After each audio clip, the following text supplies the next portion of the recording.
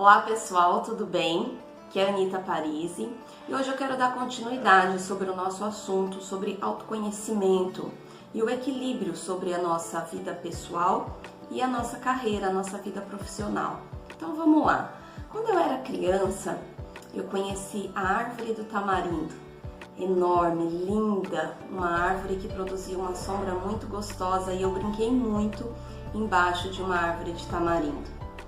Tamarindo não é uma fruta muito bonita, ela tem uma casca marrom durinha, como o ovo, como se fosse uma casca de ovo. E para a gente fazer o suco do tamarindo, a gente precisa quebrar essa casca, colocar o tamarindo dentro de uma bacia com água e esperar que essa polpa comece a desgrudar da semente, é uma polpa sequinha grudada na semente. Então a gente precisa esperar que essa polpa se solte, amoleça ali naquela água, para que a gente consiga a polpa do tamarindo. Depois que soltou um pouquinho, a gente vai com a mão mesmo, vai apertando ali a semente, tirando a polpa, vai retirando a semente dali. E depois, quando a gente vai fazer o suco, a gente acrescenta mais água e adoça, porque o tamarindo ele é bem azedo. E eu adoro fruta azeda. E para fazer o suco, a gente precisa realmente colocar mais água e adoçar. E por que eu tô falando sobre o tamarindo e o suco do tamarindo, como faz isso? Porque fazendo uma analogia sobre as crenças, eu conversei na última live com o professor Carlos, nós falamos sobre as crenças e debatemos um pouquinho ali sobre esse assunto, foi muito legal.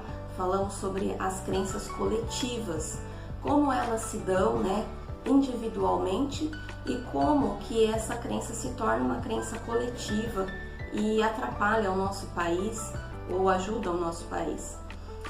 E fazendo essa analogia nessa questão com a polpa do tamarindo, suco de tamarindo, toda vez que a gente toma um suco, a gente não lembra muito da água, que ela é a base ali, ela faz parte do suco, mas o que realça mais é a fruta. Então, quando a gente fala do suco de tamarindo, a gente fala, nossa, que suco de tamarindo gostoso. E a crença que eu quero falar hoje é sobre a crença transparente. A crença transparente, ela funciona como se fosse a água do suco. A gente não percebe, quase nem lembra, a gente nem sabe, talvez que ela esteja ali, mas ela está, é a crença transparente. E a polpa, a fruta, são os nossos comportamentos, é o que aparece mais. É o que a gente fala da boca para fora e são os nossos comportamentos.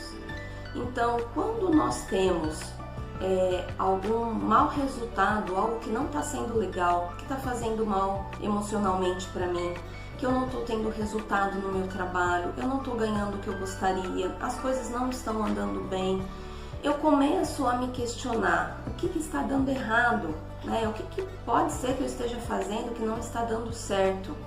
Isso já é um grande passo, esse questionamento. Quando as coisas estão indo bem, são as nossas crenças positivas, que são a maioria em nossa vida, nós não procuramos saber por que está tudo bem. A gente segue adiante e cada vez mais fortalecendo essa crença positiva e vamos seguindo com bons resultados.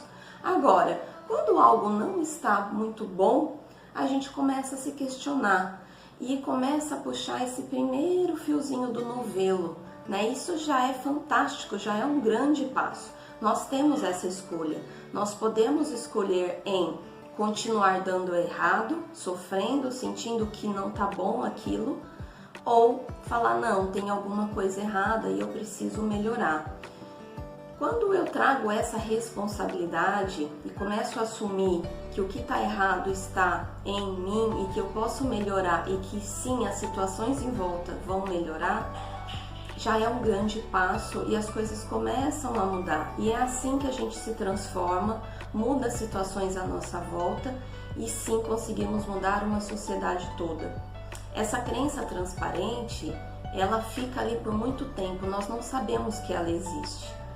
Por algum motivo, ela está em nós. Nós aprendemos com alguém, nós lemos num livro, ouvimos uma música que fez sentido, enfim, de alguma forma, essa crença ela foi enraizada e a gente não a percebe. A crença transparente vai regendo como uma base os nossos comportamentos que às vezes não tem muita relação sobre o assunto que a gente fala, sobre aquilo que está incomodando. Mas se a gente começar a buscar, começar a se descobrir, começar a colocar para fora, começar a entender, a gente começa a olhar para nós e falar, poxa vida, esse meu comportamento, ele vem dessa crença, olha que interessante. Então, por muito tempo, a gente vê em muitos casos histórias que são contadas de superação depois de um grande sofrimento. E isso pode levar a nós a termos uma crença de que só é possível ter sucesso depois de sofrer muito, só é possível conseguir algo, atingir um objetivo bom na vida depois de muita dificuldade, de muito sofrimento.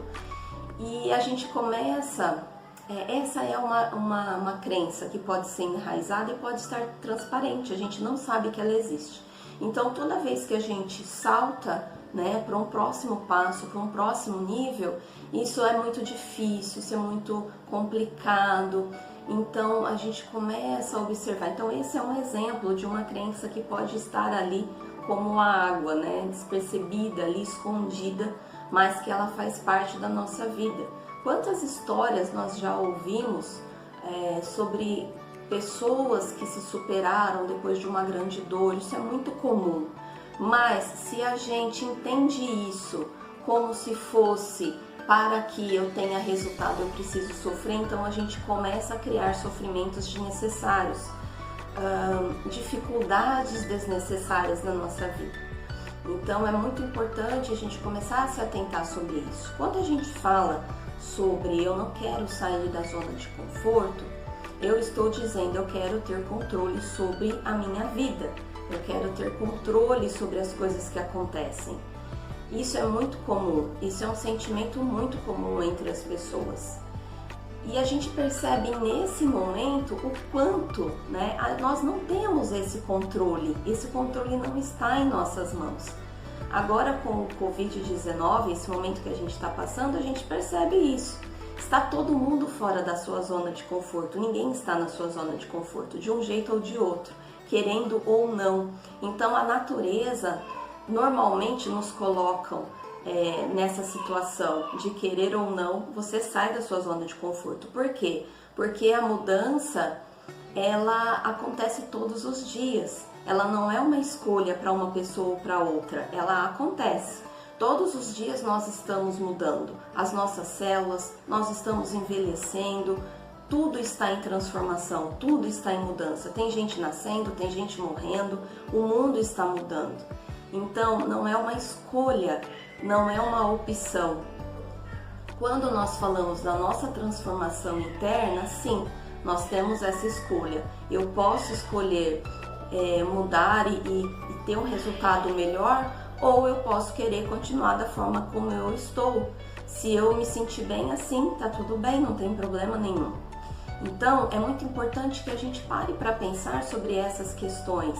Se a zona de conforto, ela existe, mas não é muito opção em determinados casos, na maioria das vezes, se eu já saio dessa zona de conforto todos os dias, por que não parar para olhar no resultado que não tá bom para mim e tentar mudar essa questão? Por que, Anitta? Mas por que todos os dias eu saio da minha zona de conforto? Se eu tô indo para o meu trabalho que eu vou há 10 anos e faço a mesma coisa e volto para casa? Porque você não sabe se você vai chegar no seu trabalho. Você sabe que vai pegar o carro, mas você não sabe se o motor vai funcionar. Você não sabe se no meio do caminho o pneu vai furar. Você não sabe se no meio do caminho vai ter um acidente e você vai ficar preso no acidente, vai ter que voltar para sua casa. Então a gente não sabe, a gente imagina, a gente tem uma crença positiva em pensar que sim, que eu vou pegar o meu carro e vou chegar no meu trabalho. Mas eu não tenho controle sobre isso, eu não sei o que pode acontecer no caminho. Então, essa sensação de controle que nós temos não é real, A sensação nós temos, mas na realidade nós não temos esse controle. As coisas não estão em nosso controle. Então, a partir do momento que a gente começa a entender isso, por exemplo, de não estar sob o controle, já é um grande avanço. Por quê? Porque eu diminuo as minhas frustrações e esse desconforto de estar frustrado, né? De querer ter uma coisa e não poder, de querer fazer alguma coisa e não conseguir, porque alguma coisa no meio do caminho atrapalhou. Então, eu começo a aceitar um pouco mais a minha fragilidade, os meus erros, que eu sim sou ser humano, posso errar, tenho fragilidades e isso é muito normal, isso é comum e está tudo bem. Então isso começa a fazer uma transformação gigantesca. Quando eu falo sobre os detalhes, são esses detalhes. Não é aquele detalhe quando atrapalha a gente, aquele detalhe que eu fico ali arrumando uma coisinha ou outra e isso acaba demorando mais o meu trabalho, dificultando. Não, é o detalhe do entendimento que faz a chave virar, né? Quando a chave muda, quando eu tenho a transformação. Então, quando eu tenho aquele, entendi, agora eu entendi. Então, é aí que está a grande transformação e o salto é gigante. Então, é muito importante que a gente pare para pensar nessas questões todas. O que é a chave que está faltando para mim? Existe alguma coisa dentro de mim que vai fazer com que eu dê esse grande salto para que eu tenha uma vida mais feliz, mais tranquila, que eu consiga ter resultados positivos, maiores resultados de uma forma mais tranquila, mais fácil, mais cômoda, até dentro da minha zona de conforto, sem sofrimento e sem muitas dificuldades, né? Sem sentimentos de dor, de sofrência. Então, essas questões para a gente pensar sobre o autoconhecimento é extremamente importante. Cada vez mais os profissionais buscam esse autoconhecimento e esse autodesenvolvimento, esse desenvolvimento constante que se tem falado tanto ultimamente. Então, esse desenvolvimento constante é algo extremamente positivo para os profissionais. É uma característica, uma habilidade que cada vez mais fica sendo importante para as empresas que já estão atentas a essa questão. Então, quanto mais eu me desenvolvo, quanto mais eu busco minhas habilidades, as minhas competências, as ações positivas que eu posso fazer sobre mim e que ajudam uma equipe, que ajudam um grupo, que ajudam a sociedade, isso é muito bem visto, né, pelas empresas. Então, quando se pergunta o que fica para a carreira, para os profissionais, para a nossa profissão, quais são os profissionais que serão mais bem vistos daqui para frente, com certeza as pessoas que continuam nesse autoconhecimento contínuo, com certeza isso vai se manter e vai ser cada vez maior. Cada vez essas pessoas terão mais força sobre a sua vida, o seu equilíbrio emocional, físico, sem trazer doenças para a sua vida e também para a sua profissão, para a sua carreira. Um beijo e até a próxima!